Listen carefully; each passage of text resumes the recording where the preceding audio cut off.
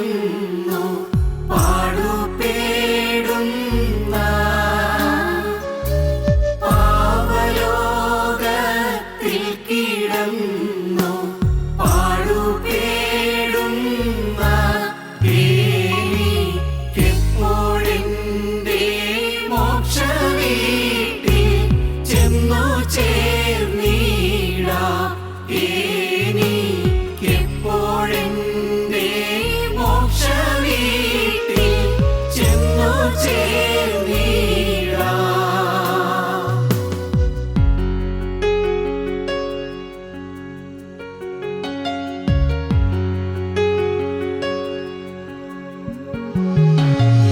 മുൻപേ മുൻപേ പോയിടുന്നു ഭാഗ്യമുള്ളവർ.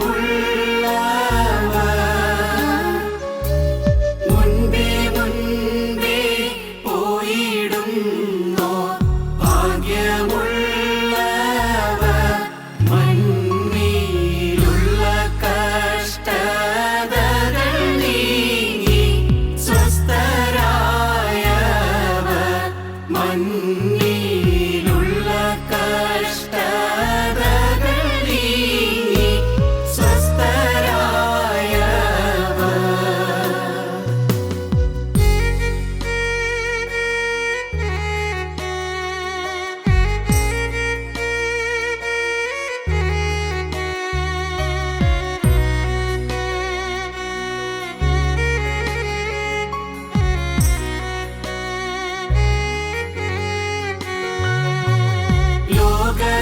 ലോകസംബന്ധ ഭവനം വിട്ടുപോയെന്ന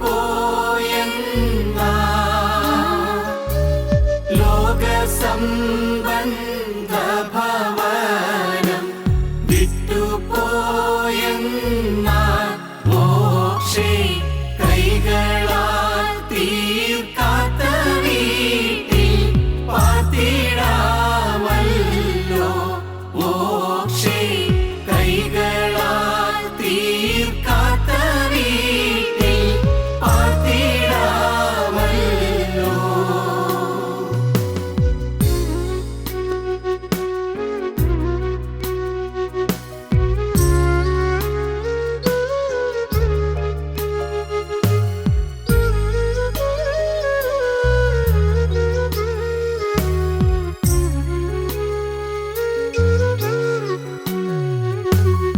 ഇങ്ങു പേടും പാടുകൾക്കാശ്വാസം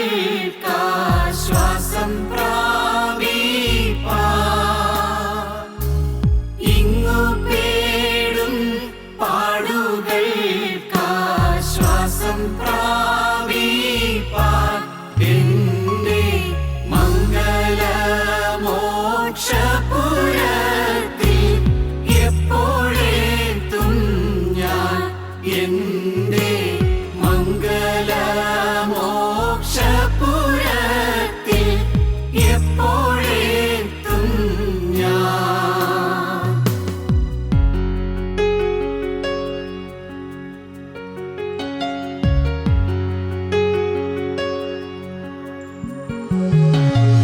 പ്രാവിനെ പോൽ രണ്ടു ചീറകുണ്ടെന്നാകിൽ ഞാൻ. പ്രാവിനെ പോൽ രണ്ടു ചീറകുണ്ടെന്നാകിൽ ഞാൻ.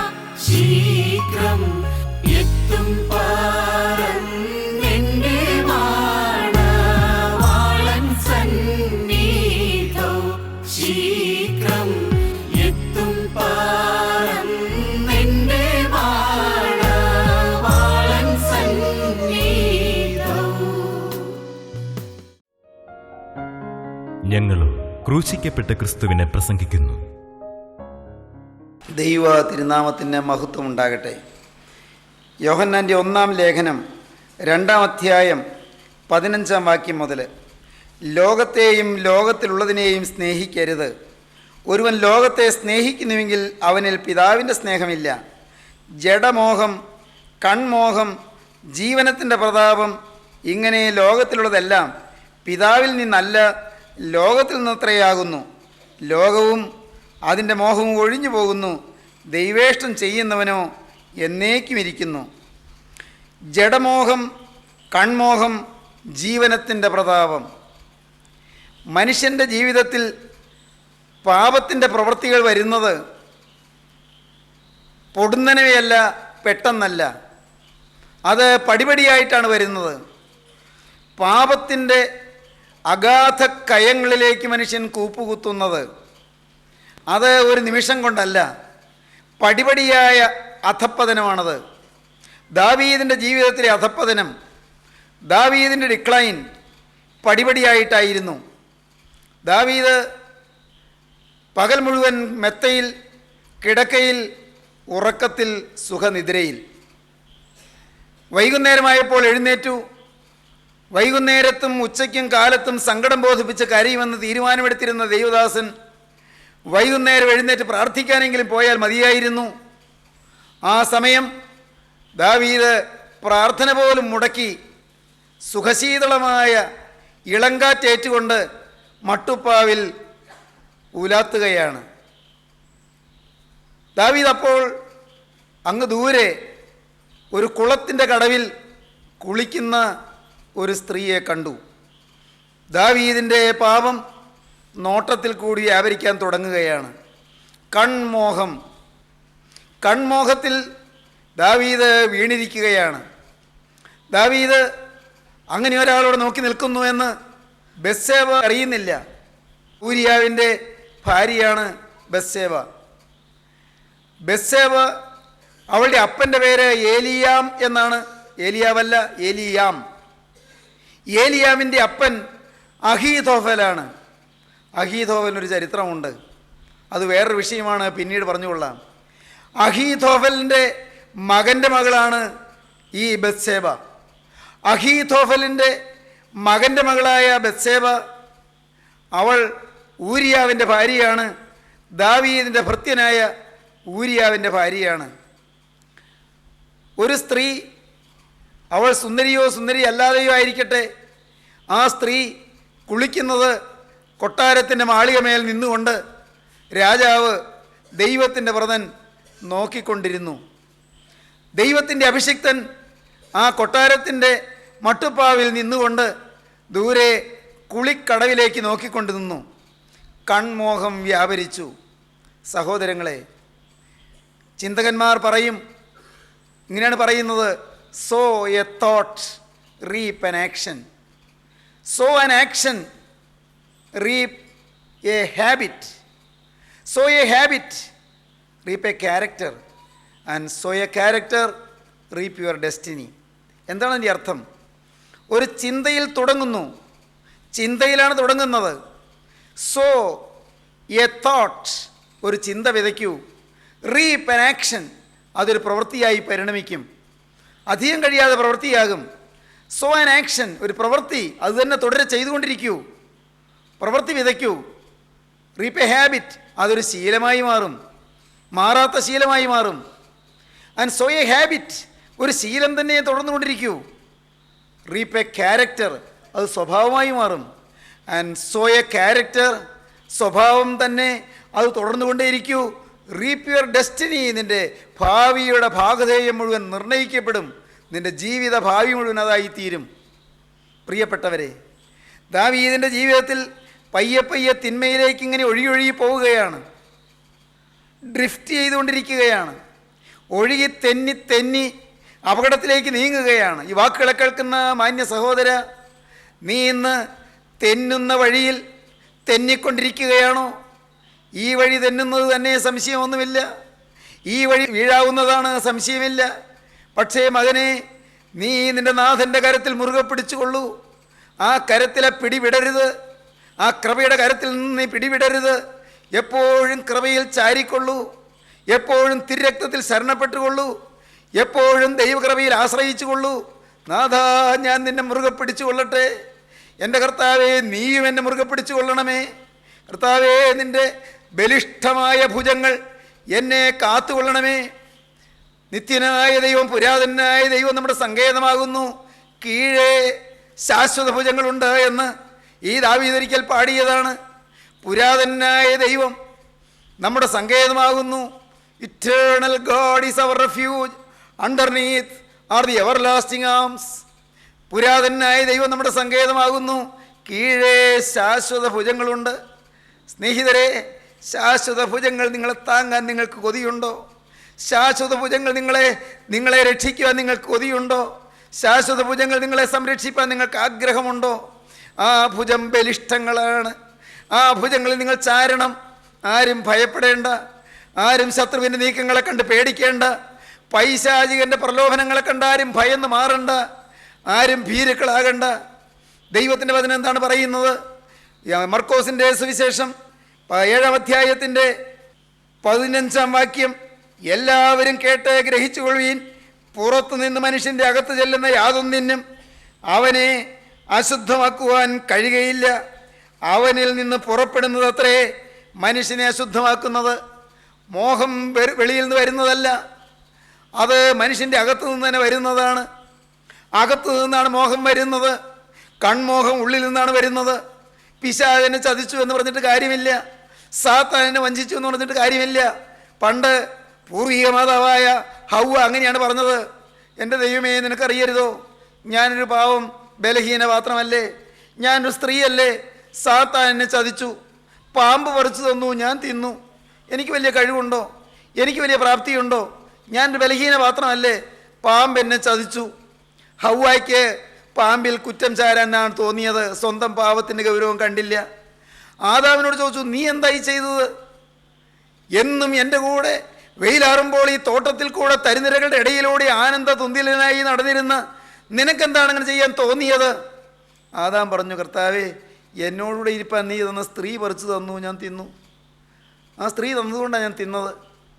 എനിക്ക് തെറ്റുപറ്റി ശരിയാണ്, പക്ഷേ കർത്താവേ, നിനക്കറിയരുതോ, ഭാര്യ പറഞ്ഞാൽ അത് കേൾക്കണ്ടേ? ഞാനത് കേട്ടില്ലെങ്കിൽ എന്നോടുകൂടെ പിന്നെ അവൾക്ക് ഇരിക്കാൻ പറ്റാതെ വരില്ലേ? ഞാൻ ഇവിടെ ഇരിക്കും, അവൾ തോട്ടത്തിൽ നിന്ന് വെളിയിൽ പോകും. അപ്പോൾ നിൻ്റെ വാഗ്ദാനം തന്നെ നിറവേറാതെ പോവുകയില്ലേ? എന്നോടുകൂടെ ഇരിക്കാനല്ലേ നീ അവളെ എനിക്ക് തന്നത്? അങ്ങനെയല്ലേ നിൻ്റെ വാഗ്ദത്തം?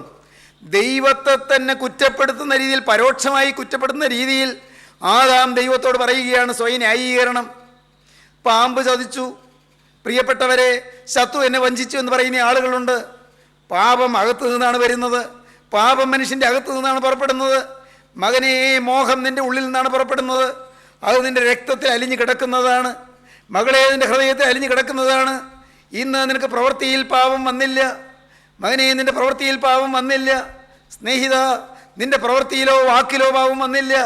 എങ്കിലും നിൻ്റെ ഹൃദയത്തിൽ, നിൻ്റെ രക്തത്തിൽ പാപപ്രകൃതിയുണ്ട്, പാപത്തിൻ്റെ നേച്ചറുണ്ട്, പാപത്തിൻ്റെ സ്വഭാവമുണ്ട്, പാപത്തിൻ്റെ പ്രവണതയുണ്ട്, പാപത്തിൻ്റെ ഇൻക്ലിനേഷനുണ്ട്, പാപത്തിലേക്കുള്ള ചായ്വുണ്ട്, പാപത്തിൻ്റെ നേച്ചറുണ്ട്. പ്രിയപ്പെട്ടവരെ, ഇതാ ദാവീദ് മോഹിച്ച് നോക്കി. ദാവീദ് ആ സ്ത്രീയുടെ സൗന്ദര്യത്തിലേക്ക് നോക്കി. ദാവീദ് അവിടെ കുളിക്കുന്ന സുന്ദരിയായ ബത്ശേബയെ, കുളിച്ചുകൊണ്ടിരിക്കുന്ന സ്ത്രീയെ ദാവീദ് നോക്കിക്കൊണ്ടിരുന്നു. മനുഷ്യൻ്റെ അകത്ത് നിന്നാണ് അശുദ്ധി പുറപ്പെടുന്നത്. മർക്കോസിന് സുവിശേഷം 7-ാം അധ്യായത്തിൻ്റെ 20-ാം വാക്യം മുതൽ തുടർന്നതായിരിക്കുന്നു. മനുഷ്യനിൽ നിന്ന് പുറപ്പെടുന്നത് അത്രേ മനുഷ്യനെ അശുദ്ധരാക്കുന്നത്. അകത്തു നിന്ന്, മനുഷ്യരുടെ ഹൃദയത്തിൽ നിന്ന് തന്നെ ദുശ്ചിന്ത, വ്യഭിചാരം, പരസംഗം, കൊലപാതകം, മോഷണം, അത്യാഗ്രഹം, ദുഷ്ടത, ചതി, ദുഷ്കർമ്മം, വിടക്കുകണ്ണ്, ദൂഷണം, അഹങ്കാരം, മൂഢത എന്നിവ പുറപ്പെടുന്നു. ഈ ദോഷങ്ങളെല്ലാം അകത്തു നിന്ന് പുറപ്പെട്ട് മനുഷ്യനെ അശുദ്ധനാക്കുന്നു എന്നും അവൻ പറഞ്ഞു. അകത്തു നിന്നാണ് അശുദ്ധി പുറപ്പെടുന്നത്. തിന്മയുടെ ഉറവിടം ഹൃദയമാണ്. പാപത്തിൻ്റെ ഉറവിടം ഹൃദയമാണ്. ഹൃദയത്തിൽ നിന്നാണ് പാപം ഉത്ഭൂതമാകുന്നത്. പാപം ഉറവെടുക്കുന്നത് ഹൃദയത്തിലാണ്, ഉള്ളിലാണ് പാപത്തിൻ്റെ ഉറവിടം. പ്രിയപ്പെട്ടവരെ, ഇവിടെ നാം വായിക്കുന്ന എന്താണ്? വ്യഭിചാരം, അത് വരുന്നത് ഹൃദയത്തിൽ നിന്നാണ്. ദുശ്ചിന്ത, അത് ഹൃദയത്തിൽ നിന്ന് പുറപ്പെടുന്നു. പരസംഗം, അത് ഹൃദയത്തിൽ നിന്ന് പുറപ്പെടുന്നു. കൊലപാതകം, അത് ഹൃദയത്തിൽ നിന്ന് പുറപ്പെടുന്നു. മനുഷ്യൻ്റെ പ്രവൃത്തിയിൽ, ശരീര അവയവങ്ങൾ കൊണ്ടുള്ള പ്രവൃത്തിയിൽ പാപം വരുന്നതിന് മുൻപ്, ഭയാനകമായ പ്രവൃത്തിയിലെ വീഴ്ചയിലേക്ക് വരുന്നതിന് മുൻപ് അത് ഹൃദയത്തിൽ നിന്ന് പുറപ്പെടുന്നു. ഹൃദയത്തിലെ ചിന്തകളിൽ, ഹൃദയത്തിലെ നിരൂപണങ്ങളിൽ, ഹൃദയത്തിലെ മോഹങ്ങളിൽ, ഹൃദയത്തിൻ്റെ ദാഹങ്ങളിൽ, ശരീരത്തിൻ്റെ താല്പര്യങ്ങളിൽ, മനസ്സിൻ്റെ തോന്നലുകളിൽ എല്ലാം പാപം ഉറവെടുക്കുകയാണ്. പ്രിയപ്പെട്ടവരെ, നിങ്ങളൊന്ന് ശ്രദ്ധിക്കുമോ? നിങ്ങളുടെ ജീവിതത്തിലേക്കൊന്ന് തിരിഞ്ഞു നോക്കുമോ? എൻ്റെ ദൈവമേ, എൻ്റെ ജീവിതത്തിൽ പാപം ഉറവെടുക്കുന്നുണ്ടല്ലോ. കർത്താവേ, എൻ്റെ ചിന്തകളിൽ നീരസവും കയ്പും ഉണ്ടല്ലോ. എൻ്റെ മനോഭാവത്തിൽ വൈരാഗ്യവും പകയും ഉണ്ടല്ലോ. എൻ്റെ ഹൃദയത്തിൽ ചിലരോട് ഈർഷ്യയും നല്ല ദേഷ്യവും ഉണ്ടല്ലോ. പ്രിയപ്പെട്ടവരെ, ഞാനൊരു ലേഖനം വായിച്ചു. വളരെ സുന്ദരമായൊരു ലേഖനം, നല്ല അർത്ഥവത്തായൊരു ലേഖനം. എന്താണ്? ക്യാൻസർ രോഗം ബാധിച്ചവർ, അവർ നല്ല ചിന്തകൾ കൊണ്ട് ഹൃദയം നിറച്ചാൽ അവരുടെ രോഗത്തിന് ശമനമുണ്ടാകുമെന്ന്. അത് മിസ്സസ് ലീല മേനോൻ എന്ന് പറയുന്ന അനുഗ്രഹീതയായ ഒരു നല്ല സാഹിത്യ വാസനയുള്ള, നല്ല പത്രപ്രവർത്തക നൈപുണ്യമുള്ള, നല്ല പ്രവർത്തന പാരമ്പര്യമുള്ള ധന്യയായ ഒരു മഹതി എഴുതിയ ലേഖനമാണ് വായിച്ചത്. ക്യാൻസർ രോഗം ബാധിക്കുമ്പോഴും ശുഭചിന്തകൾ കൊണ്ട് ഹൃദയം നിറച്ചാൽ, വിശുദ്ധ ചിന്തകൾ കൊണ്ട് ഹൃദയം നിറച്ചാൽ, എപ്പോഴും ഹൃദയത്തിൻ്റെ നിഷേധഭാവങ്ങൾ അകറ്റിക്കൊണ്ട് നല്ല നല്ല സൽചിന്തകൾക്ക് ഉള്ളത്തിൽ ഇടം കൊടുത്താൽ രോഗത്തിന് ശമനമുണ്ട് എന്ന്, രോഗത്തിന് സൗഖ്യമുണ്ട് എന്ന്. വളരെ മനോഹരമായ ആ ലേഖനം വായിച്ച് ഞാൻ തരിച്ചിരുന്നു പോയി. പ്രിയപ്പെട്ടവരെ, മിസ്സസ് ലീല മേനോൻ ആ മഹതി എഴുതിയ ലേഖനത്തിൻ്റെ കാമ്പും കാതലും ഞാൻ നല്ലതുപോലെ ഉൾക്കൊണ്ടു. നിങ്ങളോട് പറയട്ടെ, നിങ്ങളുടെ ജീവിതത്തിൽ ശുഭചിന്തകൾ ഉറവെടുക്കട്ടെ. നിങ്ങളുടെ ഹൃദയത്തിൽ സൽചിന്തകൾ ഉണ്ടാകട്ടെ. നിങ്ങളുടെ ഹൃദയത്തിലെ കയ്പും വൈരാഗ്യവും മാറട്ടെ. നിങ്ങളുടെ ഉള്ളിലെ ദുഷിച്ച ചിന്തകൾ മാറട്ടെ. ദുർവികാരങ്ങൾ മാറട്ടെ. ചീത്ത വാസനകൾ മാറട്ടെ. മനസ്സിലുള്ളതായ അഴുക്ക് മോഹങ്ങൾ മാറട്ടെ. മ്ലേച്ഛമായ ആഗ്രഹങ്ങൾ ഹൃദയത്തിലുള്ളത് അത് നിങ്ങൾ മാറ്റിക്കളയുവീൻ പ്രിയരെ. മനസ്സിലേക്ക് അഴുക്കായത് വരാൻ തുടങ്ങുമ്പോഴേക്കും ഉടനെ നിങ്ങൾ വിജിലൻ്റ് ആകുവീൻ, നിങ്ങൾ ജാഗരൂകരാകുവീൻ, നിങ്ങൾ ജാഗ്രതയുള്ളവരാകുവീൻ. അരുതാത്ത ചിന്തകൾക്കിടം കൊടുക്കരുത്, അരുതാത്ത നോട്ടത്തിനിടം കൊടുക്കരുത്. കണ്ണുകൊണ്ട് നോക്കുന്നതിൽ അപകടം വന്നു. നാം വായിക്കുന്നുണ്ട്, നമ്മുടെ വാഴ്ത്തപ്പെട്ട കർത്താവ് മലപ്രസംഗത്തിൽ, തൻ്റെ ആദ്യത്തെ പ്രസംഗത്തിൽ കർത്താവ് പറഞ്ഞു. മത്തായിയുടെ സുവിശേഷം 5-ാം അധ്യായത്തിലാണ് നമ്മുടെ കർത്താവ് അത് പറഞ്ഞത്. 5-ാം അധ്യായം 27-ഉം 28-ഉം വാക്യങ്ങൾ. വ്യഭിചാരം ചെയ്യരുത് എന്ന് അരുളി ചെയ്തത് നിങ്ങൾ കേട്ടിട്ടുണ്ടല്ലോ. ഞാനോ നിങ്ങളോട് പറയുന്നത്, സ്ത്രീയെ മോഹിക്കേണ്ടതിന് അവളെ നോക്കുന്നവനെല്ലാം ഹൃദയം കൊണ്ട് അവളോട് വ്യഭിചാരം ചെയ്തു പോയി. എന്നാൽ വലം കണ്ണ് നിന്നെ കടർച്ച വരുത്തുന്നുവെങ്കിൽ അതിനെ ചൂന്നെടുത്ത് എറിഞ്ഞു കളക. നിന്റെ ശരീരം മുഴുവൻ നരകത്തിൽ വീഴുന്നതിനേക്കാൾ നിന്റെ അവയവങ്ങളിൽ ഒന്ന് നശിക്കുന്നത് നിനക്ക് പ്രയോജനമത്രേ. പ്രിയപ്പെട്ടവരെ, കർത്താവ് പറയുകയാണ്, വലം കണ്ണ് നിന്നെ കടർച്ച വരുത്തുന്നുവെങ്കിൽ, പാപത്തിലേക്ക് നിന്നെ പ്രേരിപ്പിക്കുന്നുവെങ്കിൽ, പാപത്തിന് നിന്റെ കണ്ണിൻ്റെ നോട്ടം അതിന് മുഖാന്തരമാകുന്നുവെങ്കിൽ, മകനെ നിന്റെ കണ്ണ് ചൂന്നെടുത്ത് എറിഞ്ഞു കളക എന്നാണ് പറയുന്നത്. യാതൊരു വിട്ടുവീഴ്ചയും കർത്താവ് പറയുന്നില്ല. ജീവനുള്ള ദൈവം, സൃഷ്ടാവും ഉടയവനും സർവ്വജഗൻ നിയന്താവുമായ ദൈവം കൽപ്പിക്കുന്നത് അങ്ങനെയാണ്. നിന്റെ കണ്ണ് നിനക്ക് കടർച്ച വരുത്താതെ നോക്കണം, അവയവങ്ങളൊന്നും തെറ്റിപ്പോകാതെ നോക്കണം. സ്ത്രീയെ മോഹിക്കേണ്ടതിന് അവളെ നോക്കുന്നവനെല്ലാം ഹൃദയം കൊണ്ട് വ്യഭിചാരം ചെയ്തു പോയി. പറയും ചിന്തകന്മാർ പറയും, the second look is sinful. രണ്ടാമത്തെ നോട്ടം പാപം നിറഞ്ഞതാണ്. കണ്ടു, അതിൽ പാപം വരണമെന്നില്ല, വരില്ലെന്നല്ല. കണ്ടു, പാപം വരണമെന്നില്ല, പക്ഷേ നോക്കുമ്പോൾ പാപമായി, കാണാൻ വേണ്ടി നോക്കുമ്പോൾ പാപമായി. നാം ബസ്സിലിരിക്കുകയാണ്, അല്ലെങ്കിൽ നാം യാത്ര ചെയ്യുകയാണ്, അവിടെ ഒരു പോസ്റ്റർ, ഒരു കടലാസ് ഒട്ടിച്ചിരിക്കുന്നു, പടം ഒട്ടിച്ചിരിക്കുന്നു. സിനിമ പോസ്റ്ററാണ്, അല്ലെങ്കിൽ വേറെ എന്തെങ്കിലും പടമാണ്, അല്പം വൃത്തികെട്ട പടമാണ്, കാണാൻ കൊള്ളാവുന്നതല്ല. അത് ഒന്ന് കണ്ടുപോയി, ആരും പേടിക്കേണ്ട ആവശ്യമില്ല. പക്ഷേ കാണാൻ വേണ്ടി നോക്കിയോ, കാണാൻ വേണ്ടി ഹൃദയം ആഗ്രഹിച്ചോ, എങ്കിൽ പാപമായി. സ്ത്രീയെ മോഹിക്കേണ്ടതിന് അവളെ നോക്കുന്നവനെല്ലാം ഹൃദയം കൊണ്ട് വ്യഭിചാരം ചെയ്തു പോയി. പ്രിയപ്പെട്ടവരെ, നിങ്ങൾ ഇനി ചിന്തിക്കൂ, നിങ്ങളുടെ ഹൃദയത്തിൽ സ്ത്രീയാകട്ടെ പുരുഷനാകട്ടെ മോഹത്തിൻ്റെ നോട്ടം വരുന്നുണ്ടോ? മോഹത്തോടുകൂടി നോക്കുന്നുണ്ടോ? പ്രിയപ്പെട്ടവരെ, ദൈവത്തിൽ നിന്ന് ജനിച്ചവൻ തന്നെ താൻ സൂക്ഷിക്കും. ഞാൻ ദൈവത്തിൻ്റെ വ്രതനായി നിൽക്കണമോ? അത് നിങ്ങൾ തീരുമാനിച്ചാൽ മതി. ഓരോരുത്തരും ചിന്തിച്ചാൽ മതി, ഞാൻ ദൈവത്തിൻ്റെ ഒരു വ്രതനായി നിൽക്കണമോ, ദൈവത്തിൻ്റെ ഒരു വിശുദ്ധ പുരുഷനായി ഞാൻ നിൽക്കണമോ? നിങ്ങളാണ് തീരുമാനിക്കേണ്ടത്.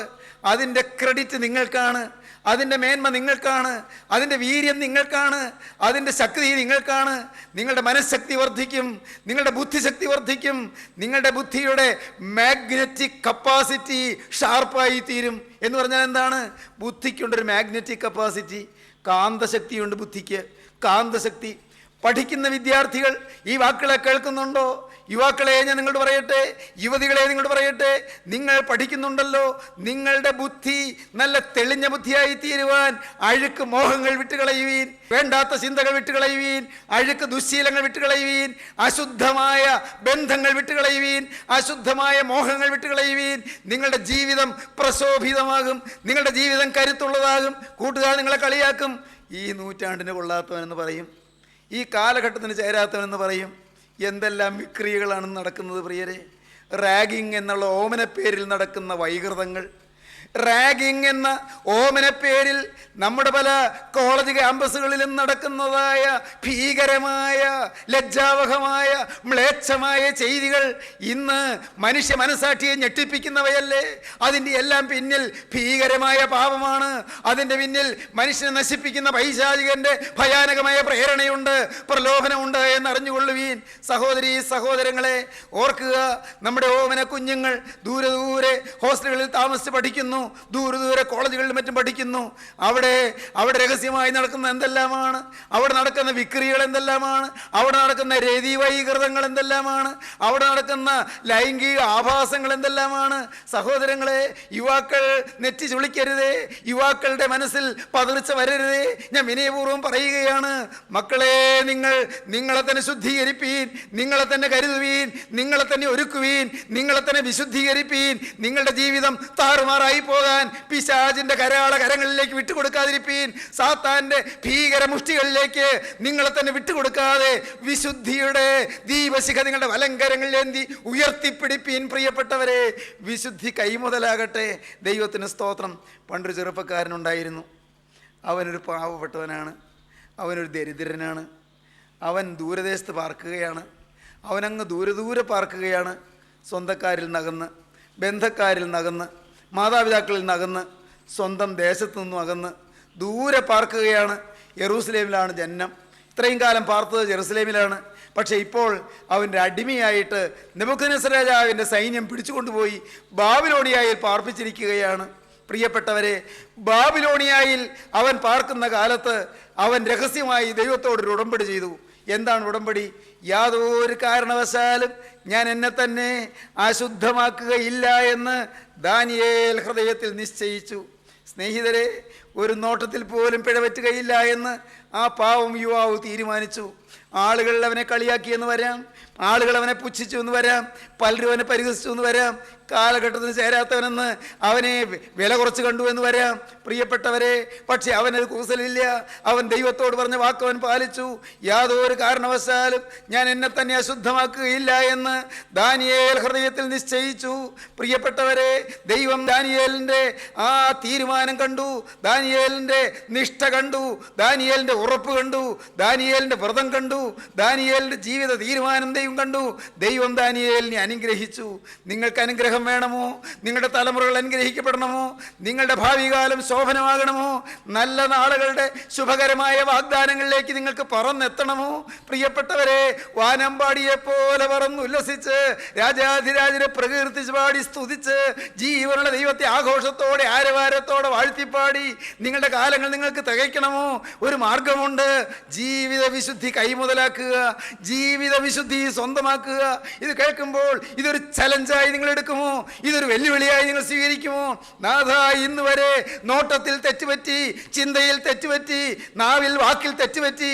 ദൈവമേ, എൻ്റെ ആഗ്രഹത്തിൽ തെറ്റുപറ്റി, എൻ്റെ മോഹത്തിൽ തെറ്റുപറ്റി. എൻ്റെ ദൈവമേ, എൻ്റെ ശരീരത്തിലെ അവയവങ്ങളിൽ തെറ്റുപറ്റി. കറപറ്റിയ അവയവങ്ങളാണ്, കേടുപറ്റിയ അവയവങ്ങളാണ്, അശുദ്ധി ബാധിച്ച അവയവങ്ങളാണ്. ലജ്ജയുണ്ട് കർത്താവേ, ഞാൻ ലജ്ജയോടെ തിരുമുൻപാകെ വരുന്നു.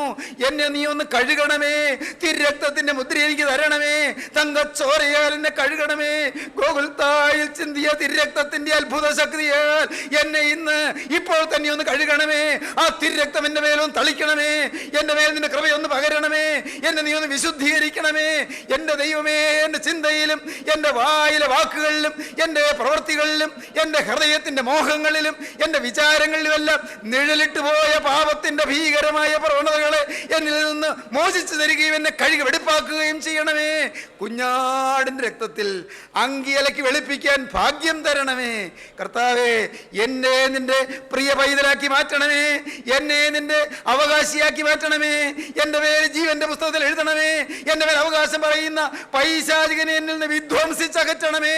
സാത്താന്യ സേനകളെ എന്നിൽ നിന്ന് മാറ്റി എന്നെ വിടുവിക്കണമേ. എനിക്ക് മോചനം തരണമേ. എൻ്റെ മേൽ നിന്റെ മുദ്ര പതിയണമേ. കുരിശിന്റെ ജീവനിൽ ത്രസിച്ചു കൊണ്ടിരിക്കണമേ. എന്നെ അനുഗ്രഹിക്കണമേ. ദൈവമക്കളെ, നിങ്ങൾ പ്രാർത്ഥിപ്പീൻ, നമുക്ക് പ്രാർത്ഥിക്കാം. സ്നേഹം നിറഞ്ഞ സ്വർഗീയ പിതാവേ, കരുണയുള്ള കർത്താവേ, ഈ നല്ല സന്ദർഭത്തിനായി നന്ദിയോടെ സ്തോത്രം. ജീവന്റെ അരുളപ്പാടുകൾ ഞങ്ങൾക്ക് ദാനമായി തരുന്നതിനായി നന്ദിയോടെ സ്തോത്രം. കർത്താവേ, ഈ വാക്കുകളെ കേട്ട ഓരോരുത്തരുടെയും മേൽ അവിടുത്തെ കൃപ ഇപ്പോൾ പകരണമേ കർത്താവേ. തീരുമാനം എടുക്കുവാനുള്ള ശക്തി അവിടുന്ന് പ്രദാനം ചെയ്യണമേ കർത്താവേ. പുതിയ തീരുമാനങ്ങൾ ഉരുത്തിരിഞ്ഞു വരുവാനും പുതിയ നിഷ്ഠയോടെ പുതിയ ജീവിതം നയിപ്പാനുമുള്ള ഭാഗ്യം എല്ലാവർക്കും നൽകണമേ. പാപം വിട്ട് വിശുദ്ധി കൈമുതലാക്കി മുന്നോട്ട് പോകുവാനുള്ള കൃപയുടെ നിറവെല്ലാവർക്കും പകരണമേ. നാഥ, വന്നുപോയ പാപക്കറകൾ കഴുകിത്തരുന്ന നിസ്തുല സ്നേഹം, ക്രൂസിലെ തിരക്തത്തിൽ കൂടി ഒഴുകിയതായ ആ സ്വർഗീയ സ്നേഹം എല്ലാവരും അനുഭവിക്കുമാറാകണമേ. പാപം കഴുകപ്പെട്ടു എന്നുള്ള ഉറപ്പ് ലഭിക്കുമാറാകണമേ. പാപഭാരങ്ങൾ മാറ്റണമേ. അകൃത്യ ദോഷങ്ങൾ നീക്കണമേ. ശാപദോഷങ്ങൾ മാറ്റണമേ. രോഗബാധകൾ മാറ്റണമേ. പൈശാചിക ബന്ധനങ്ങൾ അഴിക്കണമേ. ദുരിതങ്ങളും ദുഃഖങ്ങളും കേടുകളും കെടുതികളും കടബാധ്യതകളും ആകുലങ്ങളും കർത്താവെ ഓരോരുത്തരിൽ നിന്നും മാറ്റണമേ. ഈ വചനം കേട്ട് എല്ലാവരെയും തിരുരക്തത്തിന്റെ മുദ്രയണിയിച്ച് അനുഗ്രഹിക്കണമേ. തിരുനാമം മഹത്വപ്പെടുത്തണമേ. യേശുക്രിസ്തുവിന്റെ സ്നേഹം നിറഞ്ഞ നാമത്തിൽ താഴ്മയോടെ പ്രാർത്ഥിക്കുന്ന പിതാവേ, കൃപയോടെ കേൾക്കുമാറാകണമേ. ആമീൻ.